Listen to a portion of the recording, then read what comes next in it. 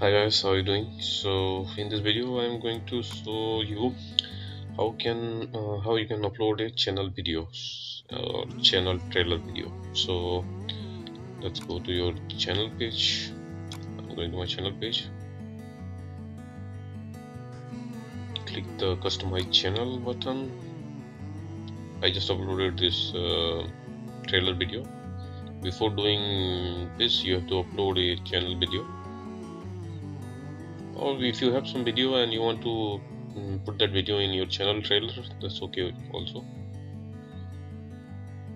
Okay, so the returning subscriber who subscribed to your channel already, they will see this kind of page, but for new visitor